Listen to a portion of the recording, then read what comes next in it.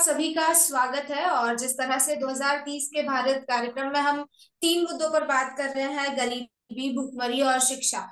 इन मुद्दों पर हम लगातार अलग अलग चेहरों से बात कर रहे हैं और आज जो चेहरा हमारे साथ मौजूद है उनके बारे में बताना चाहूंगी। हमारे साथ मौजूद है मुजाहिद आलम जी, जो कि बिहार के किशनगंज से जेडीयू पार्टी से लोकसभा प्रत्याशी रह चुके हैं और साथ ही साथ पूर्व में विधायक भी रह चुके हैं। मुजाहिद आलम जी, सबसे पहले तो आपका बहुत बहुत धन्यवाद और बहुत बहुत स्वागत है इस खास कार्यक्रम में।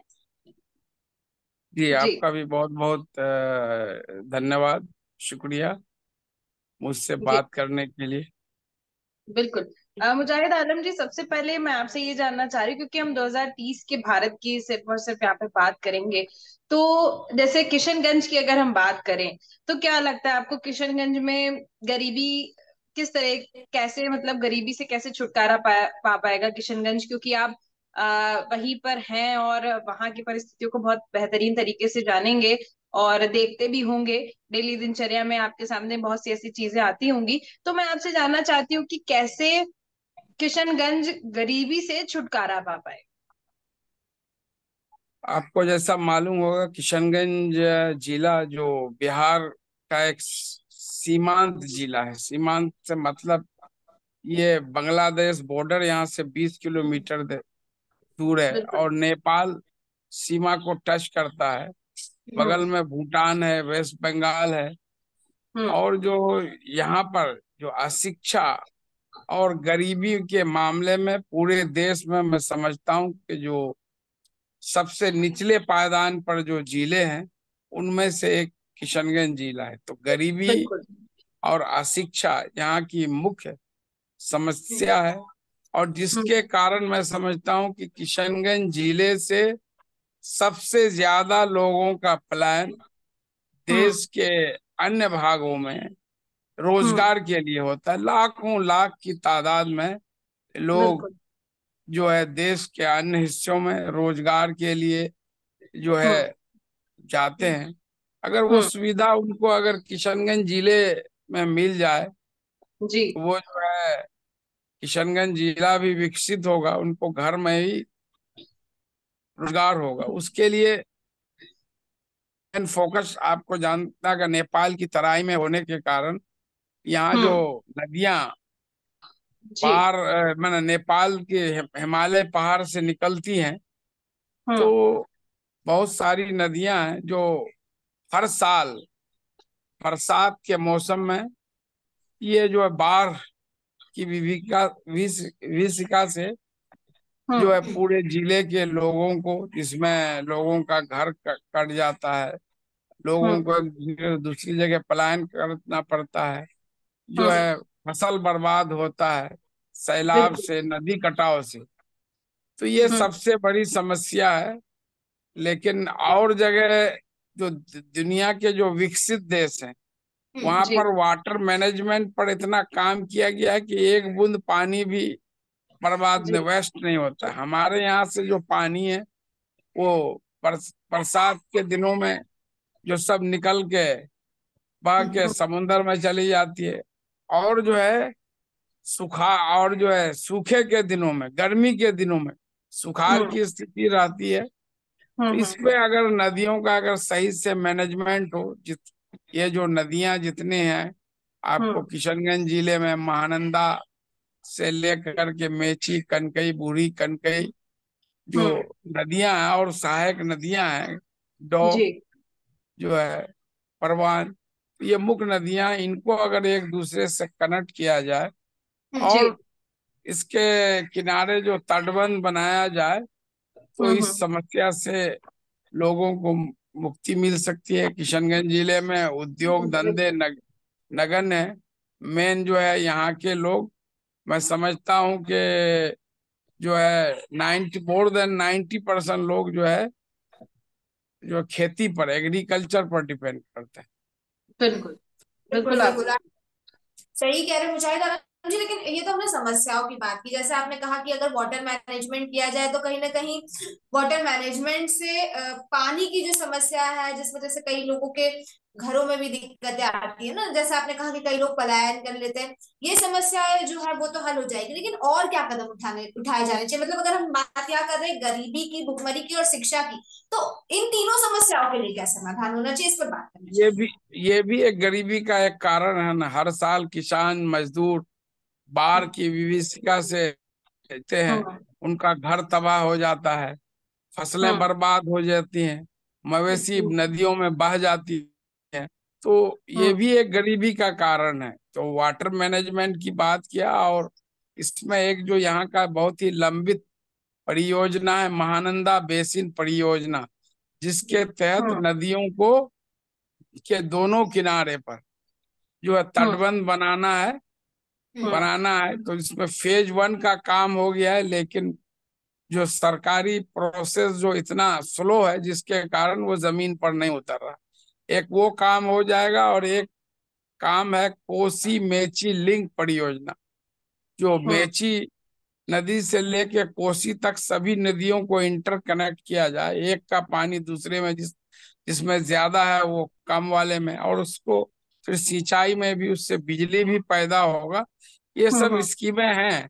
अगर ये जमीन पर उतरती हैं तो यहाँ से गरीबी जो है दूर करने में बहुत ये मदद सहायक होंगी। और हम्म दूसरा कारण है कि अशिक्षा, शिक्षा के मामले में भी आप जब नेशनल इंडेक्स को देखेंगे तो बिल्कुल। किशनगंज जिला जो है देश के सबसे जो है कम लिटरेसी वाले जिलों में से एक है, जिसके कारण यहाँ पर जो भी बच्चे, जबकि हम्म 6 से 14 साल तक बच्चों को पढ़ाना है, उसको कोई मजदूरी नहीं करना, 18 साल तक। लेकिन आप देखेंगे कि यहाँ पर इतनी गरीबी है कि माँ हम्म बाप, उनको बच्चा 10-12 साल हो गया, उसको कहीं होटल में लगा दिया, किसी के घर में झाड़ू पोछा में लगा दिया। हम्म। टाइम उनके पढ़ने बिल्कुल। का, उसको जो है विकसित होने का, उसका मेंटल डेवलपमेंट होने का है, खेलने जी। कूदने का है। तो हम्म। ये भी अशिक्षा भी बहुत बड़ा कारण है। तीसरा, बिल्कुल। तो मैं पहले भी बताया कि लोगों का यहाँ पर बहुत बड़े पैमाने पर पलायन होता है। हमारे यहाँ बिल्कुल, के लोग, इसी से मैं आपसे एक सवाल करना चाहूंगी। जैसे अशिक्षा की आपने बात कही, पलायन की आपने बात कही, कहा कि किशनगंज सबसे नीचे आता है। मैं आपसे जानना चाह रही हूँ, इतनी पार्टियां आई गई, किशनगंज जिले पर किसी का ध्यान नहीं गया क्या? कोई ऐसा नेता नहीं निकल गया है क्या जो किशनगंज पे ध्यान दे? या आपकी तरफ से क्या कुछ ऐसा इनिशिएटिव लिया गया हो कि लोग एटलीस्ट, जो नेता हैं, जो पार्टियां हैं, वो जागरूक हों और समझें कि किशनगंज को डेवलप करने की जरूरत है? क्या वहां के लोग नहीं डिमांड करते हैं कि किशनगंज जिला कुछ आगे बढ़ना चाहिए? क्या लोग भी अब नि- उसी ढाल में ढल चुके हैं? निश्चित रूप से आपने स्नेहा जी जो बात है की, वो बिल्कुल सही है कि मैं पहले पूर्व में 2 बार एमएलए रह चुका हूँ। इस बार मैं लोकसभा का चुनाव एनडीए के जेडीयू पार्टी, जो माननीय मुख्यमंत्री नीतीश कुमार की पार्टी से चुनाव लड़ा था। किशनगंज हम्म जिला एक मुस्लिम बहुल जिला, 70% आबादी यहाँ हम्म मुसलमानों की है। तो हम्म यहाँ हिंदू आए माइनॉरिटीज में है। तो मैं हम्म बीजेपी के साथ गठबंधन था, मेरा एजेंडा फोकस था डेवलपमेंट, विकास और जनता की सेवा। हम्म और मैं पूर्व में भी विकास के मामले में अपने विधानसभा को बहुत ऊंचाई तक ले गया हूँ। हम्म लेकिन जो मेरे अगेंस्ट के जो पार्टियां थी, चाहे कांग्रेस हो, AIMIM, उन्होंने हम्म सांप्रदायिक आधार पर ध्रुवीकरण, हम्म उन वोटरों का ध्रुवीकरण कराने का काम किया, जिसके कारण जो है विकास और सेवा का एजेंडा जो है वो पीछे रह गया, और मेरी हार हुई। तो लोगों को भी बिल्कुल। सोचना चाहिए कि विकास, हमारे बच्चे का भविष्य कैसे सुधरेगा, ये क्षेत्र हम्म। आगे कैसे डेवलपमेंट। मेरा ये जैसे कि इलेक्शन आपने, मैनिफेस्टो में था कि हाँ, यहाँ भी जैसे आपने इंडस्ट्रीज बोला होना कि चाहिए। किशनगंज में जो हिंदू हैं वो माइनॉरिटी में है, मुस्लिम जी ज्यादा जी है जी वहां पर। देखिए, जी जी। और ये पाया भी गया है कि जहां जहां मुस्लिम ज्यादा संख्या में है वहां अशिक्षा ज्यादा पाई गई है। मतलब कि क्या ऐसा, जैसे हम माइनॉरिटी में देखें तो बहुत से आते हैं, और भी जब हमारे इंटरव्यूज होते हैं तो मेरा एक सवाल हमेशा यही सामने रहता है कि आखिर माइनॉरिटीज में जो एक पर्टिकुलर मुस्लिम समाज है वो शिक्षा से इतना दूर क्यों भागता नजर आता है। आखिर अगर हिंदूज हैं तो कम से कम सरकारी स्कूल में उनके बच्चे जाते दिखते ही हैं, लेकिन क्यों ऐसा है कि मुस्लिम समाज के बच्चे स्कूल तक नहीं जा पा रहे। जैसे आपने किशनगंज की बात कही कि माँ बाप छोटे छोटे मोटे नौकरी थमा देते हैं, कहीं होटल में कहीं कुछ नौकरी करने लगते हैं, तो शिक्षा से इतना दूर भागना क्या, मतलब इसके पीछे की वजह आज तक नहीं निकल कर सामने आई। नहीं, ये तो आपने सही कहा, लेकिन ये हर जगह नहीं है। आप, मैं जब, जैसे एज फॉर एग्जाम्पल, केरल का एक जिला है मल्लापुरम, मैं वहाँ गया हूँ। इसी, केरला की तो बात ही अलग है सर, नहीं, केरला तो एजुकेशन में मल्लापुरम एक सबसे आगे है। डिस्ट्रिक्ट है, वो भी हाँ किशनगंज के तरह, वहाँ भी 70% मुस्लिम आबादी है। हाँ हाँ। लेकिन एजुकेशन के मामले में वो भी हम्म अन्य जिलों से, अन्य कम्युनिटी से पीछे नहीं है। तो हम्म। वहां के तरफ मैं वहां गया, वहां के गांव में, शहरों में, Malappuram, as a hmm case study देखा कि भाई क्यों यहाँ के लोग इतने शिक्षित हैं कि ये हम्म। सिस्टम यहाँ क्यों नहीं आ सकता है। तो लेकिन बिल्कुल। मैंने वहां पाया कि जितनी सरकारी हम्म इनिशिएटिव है हम्म। इलिटरेसी को रिमूव करने के लिए, उससे ज्यादा जो कम्युनिटी लेवल पर भी वहाँ वर्क हुआ है, तो बिल्कुल। सर के कारण लोग आपने शिक्षित हुए हैं। तो जी यहाँ भी हमारे लोगों को माइंडसेट बदलने की जरूरत है। लोग हम्म। बहाना बताएंगे कि गरीबी है कैसे, लेकिन जितना फालतू खर्चा इधर उधर में करते हैं, उसमें जी। थोड़ा सा भी सेविंग करके हम हम्म। अपने बच्चे को बेटर एजुकेशन दे सकते हैं। बिल्कुल बिल्कुल। बिल्कुल बिल्कुल सर, आपने कहा कम्युनिटी लेवल पर एक माइंडसेट बदलने की जरूरत है, क्योंकि सरकारें तो आती जाती रहती है। कहीं ना कहीं हम ही लोगों को आगे बढ़ना होगा और हम ही लोगों को कदम उठाने होंगे और इन सब चीजों को कह सकते हैं ना समाधान ढूंढने होंगे। तो आपने कम्युनिटी लेवल की बात ही मैं आपसे जानना चाहती हूँ कि आपने क्या किया, मतलब एज अ मुजाहिद आलम, जैसा आपने कहा आप 2 बार एमएलए रह चुके हैं उस जगह से, जी तो जी जी आपका जी। क्या कंट्रीब्यूशन रहा इन चीजों में? नहीं नहीं, एजुकेशन के लिए मैं, जैसे अपने विधानसभा क्षेत्र में एक सरकारी इंजीनियरिंग कॉलेज बना, जहाँ भी इंजीनियरिंग की पढ़ाई होती है। और हम्म अपने कोचाधामन विधानसभा में एजुकेशन के लिए, माइनॉरिटी एजुकेशन के लिए, हम्म जो है जिला अल्पसंख्यक आवासीय विद्यालय, हम्म डिस्ट्रिक्ट माइनॉरिटी रेजिडेंशियल स्कूल, जहाँ पर हम्म। सिर्फ 60 करोड़ से इनकी बिल्डिंगें अभी बनी है। अभी 152 टीचर्स की बहाली हुई, पदों की, टीचिंग नॉन टीचिंग, और जी। बहुत जल्द यहाँ शुरू होगा, हम्म जिसमें पूरे जिले के हम्म 100, इसमें 50 गर्ल्स, हम्म 50 बॉयज को जो एक हम्म टेस्ट के एग्जाम के तहत सेलेक्ट किया जाएगा। और हम्म उनका जो free of cost 9th to 12th, 9, 10th, 11th, 12th, हम्म उसका fooding, lodging, education fees, dress, medicine, each hmm and book, everything Bihar government bear करेगा। उसको बनवाने का काम किया। उसी हम्म तरह जीएनएम बना है यहाँ पर। उसी तरह हम्म लड़कियों के लिए जो है, हमारे ही क्षेत्र में भेड़िया डांगी में जो है, हम्म जो ये बनाया गया है आईटीआई पॉलिटेक्निक। हम्म उसी तरह जो है, हम हमारे ही क्षेत्र में अलीगढ़ मुस्लिम यूनिवर्सिटी, आप जानती हैं, जो बिल्कुल। अलीगढ़ में है, उसका ब्रांच के लिए हम लोगों ने नीतीश कुमार से ये करके जो हम्म है जमीन भी दिलाया बिहार गवर्नमेंट से, और वहाँ हम्म पढ़ाई भी शुरू हुई।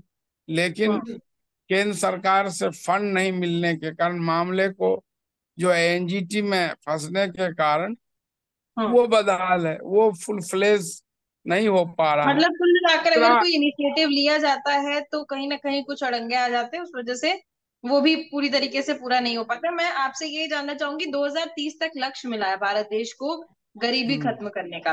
क्या लगता है आपको, शून्य गरीबी, शून्य भुखमरी और क्वालिटी एजुकेशन, ये तीन प्रमुख कह सकते हैं लक्ष्य हैं, तो क्या भारत देश 2030 में ये लक्ष्य प्राप्त कर पाएगा? आपको क्या लगता है?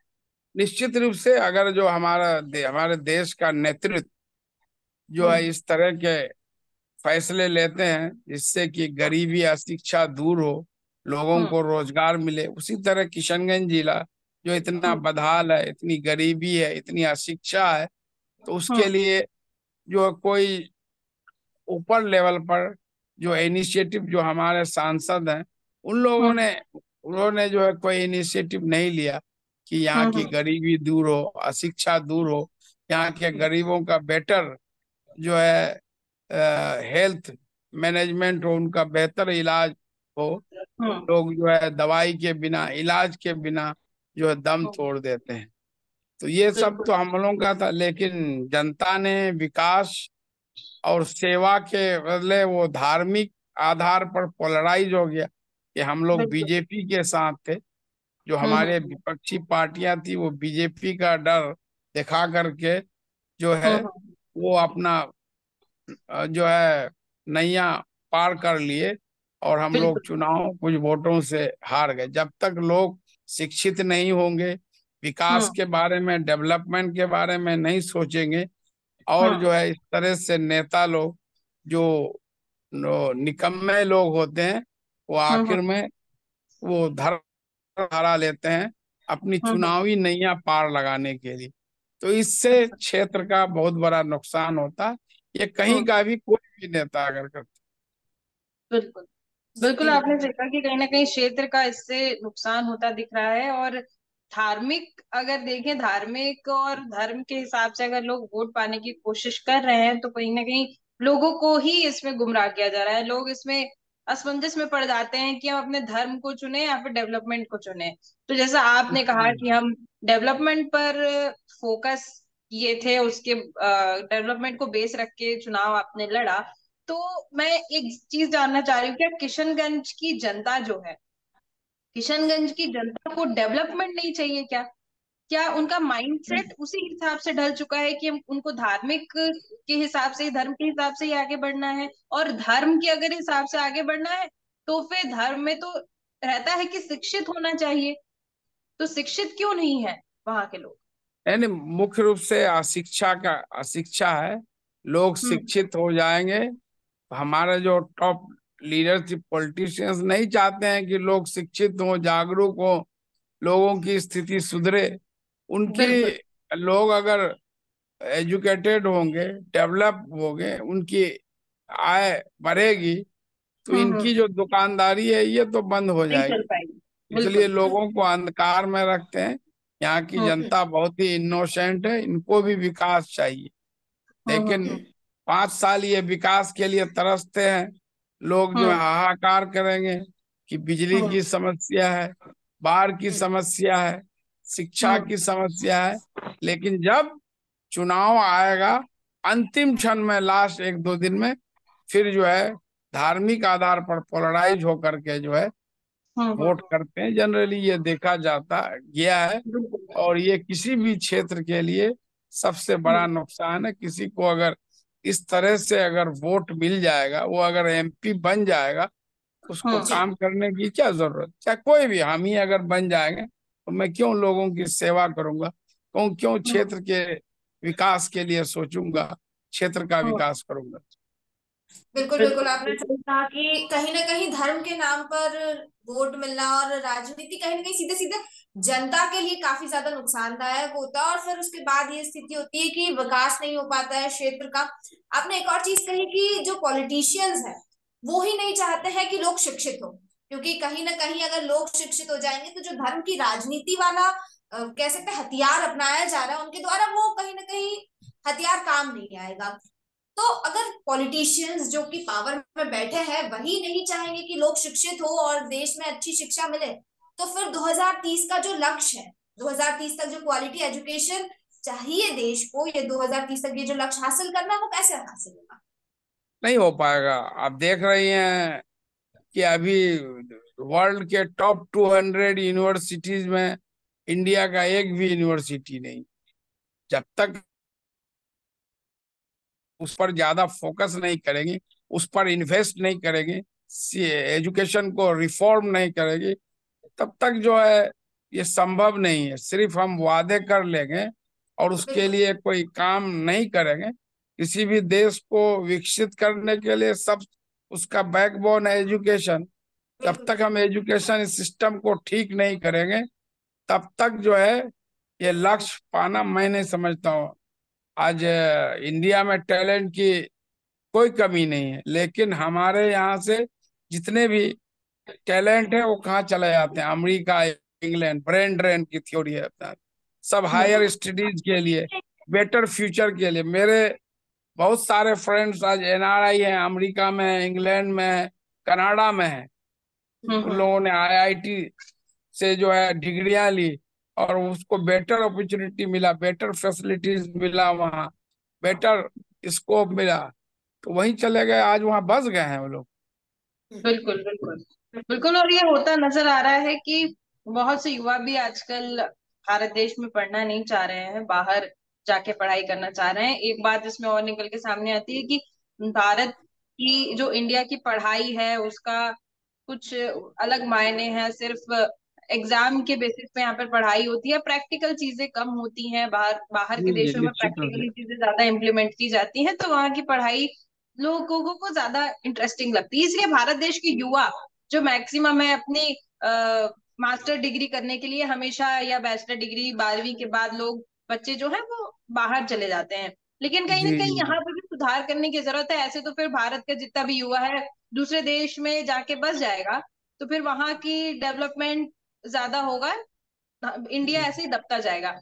एक आखिरी सवाल मेरा रहेगा आपसे कि अभी जैसे कि आपने लोकसभा चुनाव लड़ा और वहां पर आपने कहा कि हार हुई, लेकिन आपने डेवलपमेंट को लेकर फोकस किया था। तो डेवलपमेंट को लेकर जो भी आपके मायने आपने निकाले थे कि हम इन बेसिस पे काम करेंगे, क्या अभी भी आप उसी पर अडिग हैं?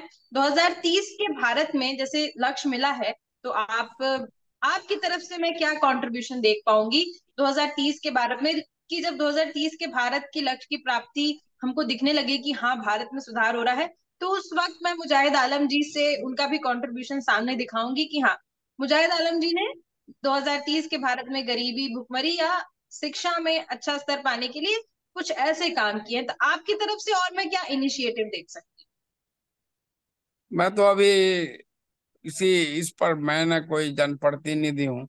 लेकिन अपने तरफ से मैं जहाँ भी जाता हूँ, एजुकेशन पे जो भी सेमिनार वगैरह आता है या गांव में जाता हूँ, जो हम्म रिलीजियस हमारे जो धर्म गुरु हैं उनको भी क्या कहता हूँ कि जो हम्म है आप जो है लोगों को जो है प्रेरित करें शिक्षा के जी, तरफ। कि पहला काम यही है कि जो हम्म है हम अपने बच्चों को हम्म शिक्षित करें और बेटर से बेटर जितना हम अफोर्ड कर सकें जो हम्म है दूसरे चीजों में इन्वेस्ट करने से बेहतर है। तो अभी तो हम्म मैं यही कर सकता हूँ। और आप जानते हैं कि बिहार में माननीय मुख्यमंत्री की सरकार है, एनडीए की हम्म सरकार है, नीतीश कुमार जी, जी के नेतृत्व में उनसे जुड़ा हुआ हूँ मैं। पॉलिटिक्स में उन्हीं से प्रेरित होकर आया हूँ। तो हम लोग अपने ओर से भी चुनाव जरूर हारे हैं। जो बेसिक चीजें ये हैं मैं ये जो। थोड़ा सा कटाक्ष रहेगा, लेकिन बिहार के लिए जितने भी नेता हैं सब कहीं ना कहीं बिहार की जनता को मूर्ख बनाते हैं। इतनी सरकार आई गई बिहार की जनता को, क्योंकि मुझे नहीं पता क्या समझते हैं नेता लोग, लेकिन हमेशा मूर्ख बनाने की कोशिश करते हैं। बिहार एक ऐसा राज्य जहाँ पे अगर किसी बच्चे ने पढ़ाई कर ली तो आईएएस अफसर या किसी कंपनी में अच्छी पोजीशन पे आपको दिखेगा। आईएएस या ऑफिसर जितने भी हैं सब अच्छी अच्छी पोजीशन पे दिखेंगे, लेकिन यहाँ पर सिर्फ अशिक्षा होने की वजह से, डेवलपमेंट नहीं होने की वजह से, इंडस्ट्रीज नहीं होने की वजह से बिहार ऐसे पिछड़ा दिखता है। अब ये कब आगे जाएगा और कब इसका डेवलपमेंट होगा, ये आगे अब देखते हैं कैसे। क्योंकि जैसे आप भी कह रहे हैं कि एनडीए की सरकार है, नीतीश कुमार जी साथ में है, तो अब देखते हैं। नीतीश कुमार जी ने खैर किया है। बहुत कुछ किया है। बिहार जो एक बीमारू राज था, जो हम्म उसको पिछले 18 सालों में आज हम्म बिहार जो है देश का सबसे तेज गति से तरक्की करने वाला राज हम्म बना है। हम्म और बिल्कुल महिला ठीक है, आगे। सशक्तिकरण जितना काम बिहार में हम्म। हुआ, देश के किसी राज्यों में नहीं। बिहार हम्म। में आपको मालूम है 26.2% हम्म। महिलाएं पुलिस की नौकरी में, ये देश हम्म। के किसी राज्य में नहीं। तो हम्म। मुख्यमंत्री हमेशा एजुकेशन पर ज्यादा फोकस किए हैं, विकास बिल्कुल। पर फोकस किए हैं। और जो बिल्कुल। महिला सशक्तिकरण, जब आधी आबादी हम्म। महिलाएं हैं, वो जब आगे नहीं आएंगी, वो जब मजबूत नहीं होंगी, तो हम बिल्कुल। जो है एक विकसित राज्य या विकसित राष्ट्र की कल्पना नहीं कर सकते। जी। बिल्कुल। बिल्कुल आपने सही कहा। और आगे देखते हैं कैसे विकास होता है, 2030 के भारत का लक्ष्य कैसे प्राप्त होता है। और जैसे कि तीन प्रमुख मुद्दे हैं, गरीबी और भुखमरी, साथ ही साथ अच्छी शिक्षा, तो इसको लेकर कैसे काम होता है बिहार में, वो देखने वाली बात होगी। और अगर मैं पूरे देश की बात बात करूं, तो पूरे भारत देश में किस तरीके से 2030 के भारत को लेकर काम होगा, ये अब आगे चल के तो समय ही बताएगा। बहुत बहुत धन्यवाद मुजाहिद आलम जी, हमारे साथ जुड़ने के बहुत लिए बहुत और ये चर्चा करने के लिए।